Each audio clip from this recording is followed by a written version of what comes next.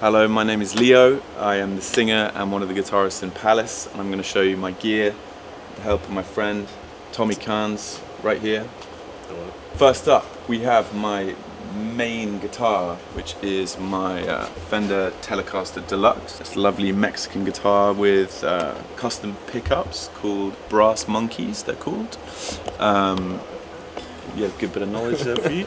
I wanted to get sort of like have a telly sound but have a slightly beefier, tougher sort of tone. So I know this guy who gave me these custom pickups which give it a slightly punchier, more rounded tone. You'll see that my guitar is not in the greatest shape. It's been through the wars, and I've sort of stripped it down and repainted it 1,000 times, and now it's pretty bad. Soldered the input jack. Yeah. At the start of the tour too. Yeah, this is Tommy's had to do quite a lot of work on this, haven't you? Oh yeah. I use Power Slinkies, which is 11 to 48. I pretty much am always with this guitar on the neck pickup. I try to avoid that sort of scratchier, thinner tone, and have a sort of more rounded. You're always on the neck? I'm always on the neck. Always. I probably should have told Tommy this before the. I just hadn't noticed that you're always on the neck. I'm always on the That's neck. probably why they were annoyed in soundcheck that it was so bright, because you were. I thought you were always on the back. Learning things on the go, always we are. But yeah, so 11 to 48s. That's pretty much the string I'm always using. These guys, I'm always the tone's totally up, volume all the way up. But sometimes I do sort of volume control in certain parts of songs with this guy. We have a new song called When Everything Was Lost, where I do a lot of sort of like volume control throughout the song. And I've had this probably for like 9 years, this guitar. It's like the guitar that was on our first ever recordings. For some reason there's a sticker of a horse on the back. I don't know why that is. And some other weird doodles. And this is my other guitar. This is my custom Telecaster. It's nothing special, this guitar, really. It's pretty like... It looks special. It's, yeah, in a way, it's kind of special. It's got some nice tape on it. I haven't done anything with the pickups. It's just the sort of standard ones. This one has a sort of brighter sound. It doesn't have the same pickups as that one, so it has a slightly like higher register. I don't like playing this one quite as much, if I'm honest, but I need it because we use lots of different tunings. Yeah. And poor Tommy has to, every single song we're like changing tunings, right? Tunings. You can see over here. There's at least, yeah. So pretty much everything. 6 between 2 guitars. 6, yeah. So every song we're basically changing. Tommy's over here, like, be the sound, doing the tunings, freaking out occasionally. Out of E, we're already out of E strings because of Really? Yeah. Wow. Yeah. E strings pop, but that's all high E's. Yeah. You're like, yeah. So he's sort of doing 2 guitars It's at once, possibly like the this. hardest. Doing It's one really with the hardest thing. You do one with your feet as well. There's one point Yeah. you have to do three at once. So yeah, that's that. And then we have an acoustic. We've just hired this nice custom Gibson for the tour. We don't usually use acoustics on our tours, but we thought for the sort of more drop down songs in the middle of the set, I play an acoustic. I do a song called Holy Smoke on my own on this guy, just to create a different vibe. By far the nicest guitar. Yeah, but sadly the nicest guitar is the rented one. Yeah, this is a very nice thing to play. Yeah, it's always in standard, sometimes with the capo, but yeah, nothing weird. Those are some of the 2 only songs where Is it bad it's we in showed them the standard. tunings? What's that, man? Is it bad we showed them the tunings? Is it secret? Is that gonna mess it up? No. We always get messages from people who are saying, how the hell do you play the songs? Because they're just like, they can't work it out, and it's because they're all in secret tunings, but maybe it's good that people know, The cat's out the bag. So here we have my pedal board with all my different sexy looking pedals on it. I wouldn't say, out of real honesty, I'm a huge gearhead, but I've got sort of everything I need on this board. I have, this is a new thing, it's called a Mudhoney 2 for a heavy, chunky distortion sound. I use that on our song Gravity and Fade, which are the sort of rockier numbers. I've got my sort of standard tuner another boost. I have two sort of boost sounds, separate things. And this is a very special thing which I actually bought years ago but never used until now. It's called a Supermoon by Mr. Black, and it's this crazy reverb, atmospheric, sort of spacey thing which I'm using on lots of our newer songs, and it's just unbelievable what you can do with this. So I recommend that to everybody. I also have the Timeline, similar to Rue, for all my delay sounds. This is on lots of the different patches.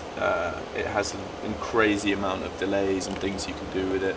So I And have it switches with everything. Yeah. It's going through the game. Yeah, so we can sort of switch to sort of different delay sounds. And then this is the Strymon Blue Sky, which is, I have that as my standard reverb. It's on every song. And then this is very special, the DL8. Digitech, and it's I don't use this for one song, but it's this very important thing for a song called Heaven Up There. For the beginning, it has a reverse delay effect, and no other reverse delay, even this thing, doesn't make as good a sound as this. Weirdly, it just is a perfect sound. It's like an ice delay, right? They Yeah. call it like an ice. Yeah. Like an ice. Totally ice cold, and it's I had one of these on tour once, and we played in Paris, and the band before us, a girl threw up all over my pedal board who was singing, and she broke this. True story. And then the next day we were playing our big London show, and you can't find these anywhere, and I weirdly bought one off the guitarist from Razorlight, who's the only person who had one.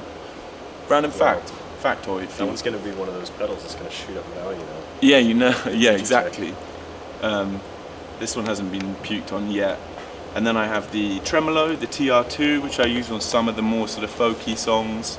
And this is awesome. It's like a sort of piano sustain pedal almost, Audio Plus.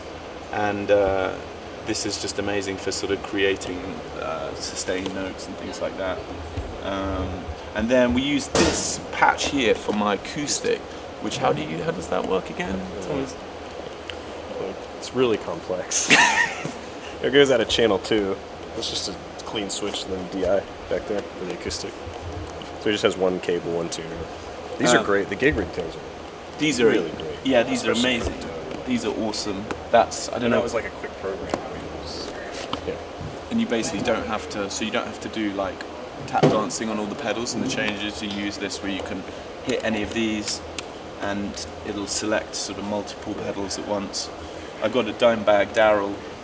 That's my heavy setting for when I want to go into sort of Pantera or riffage. Rue's gig rig is set up a little different than yours. Like yours switches and it's like that's the chain, but his there's multiple instances of each pedal. Really, A little bit. It's set up a little a different. little more A sophisticated. little more sophisticated. I'm the But you know, I'm the gear simpleton. you have to sing. You have to give the people what they I'm are yeah. here for. You know. I'm trying to sing at the same time as toe tapping. It's, but yeah, so this is it. It's looking cleaner than ever, if I'm honest. Usually, I just got it cleaned up. Usually, it's covered. It's usually covered in crisps and coins and other strange things I pick up on the road. Shout out to Luke Bowman, my friend, who's the guitarist, and Frank Moody, who sorted it out for me back home in the UK. And that's about it with my pedal board. So here we have my amp. Usually I use the Twin Reverb. That's my sort of go-to amp because you can get a very nice sort of clean tone. Like It's bigger. it's yeah. Physically. Yeah, it's physically. Yeah. Yeah, literally. It's important. It's important. It's an ego It's an ego thing. I like to have a bigger amp just to makes my head inflate a bit more, you know. That's why it's still up here. Yeah, it's not even being used at the moment. But I was having some problems with the Twins, so I've decided to go with the Deluxe for now. And now we're having problems with the Deluxe. It's just a good sounding tone for our music. They both have nice, cleanish tones. The Twin more so, and it's what we've always gone with these amps, the Deluxe and the Twin. I haven't tried many other amps, to be honest. I mean, American amps with English rock, that's ideal. It's the perfect combination. Your treble's always rolled back.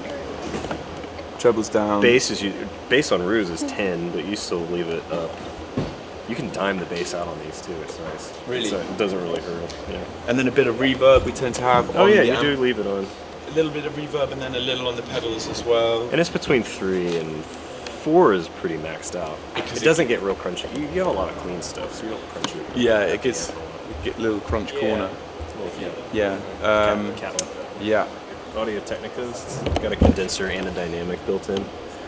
So it's sending 2 lines, 2 separate mono mics in one capsule. I think that's super cool. Honestly, that's probably the coolest part. Yeah. Really? I think it's really, they're killer guitar cabinet mics. Wow. So you can blend in a little condenser, a little 57 kind of sound.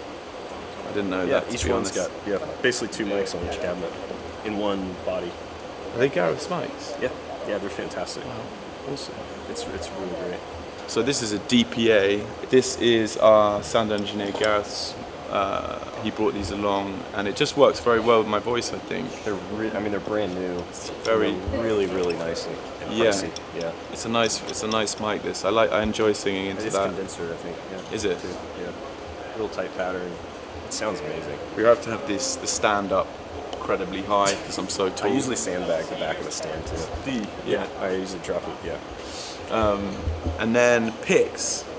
I use Jim Dunlop 60s. I used to do 73s, and then this tour I sort of find that with these you have a bit more control. Just because I do the 73s, yeah, we still got some of them. I find with these, if it's just a little lighter gauge, you can just like you can strum through more and play the more picky parts. I find with the harder ones, when I'm playing a more strummy rhythmic part, I just get a bit stuck sometimes. So usually it's the 60s, yeah. Some songs I play with acoustic, I play with my thumb though. With the old meatloaves.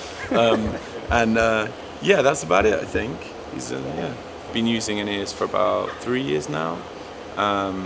To be honest, I've always sort of slightly struggled with them until we've worked with Gareth, our new sound engineer, who's just amazing at getting an incredible sound where I can hear everything. I've always found it hard to sing, and our music gets loud and there's a lot going on, and I find it difficult to. I found it hard to disconnect.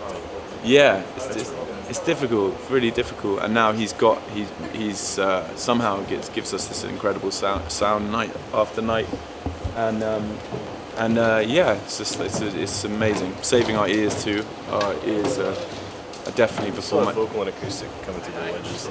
Yes, I have wedges. I still have some.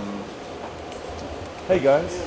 Hey. This is our friends Human Barbie, who are on tour with us right now. These legends. This is Matt. And so yeah, I have some vocals coming through the monitors as well, just in case if I ever take one out, I still get some of the vocals in the monitors. And you need to hear the people singing. Yeah, there are some songs where like it's very acoustic and the crowd is singing and stuff, and I just take one out so I can get a little bit of the vibe as well as hearing myself. If you want to find out what's going on with Palace, the band, go to wearepalace.com and We Are Palace on Instagram to find out all the good stuff going on in our world. Tour dates, merch, tickets, everything you need, you'll find it there. Might even find Tommy on there as well. Maybe, I don't know. So yeah, check it out.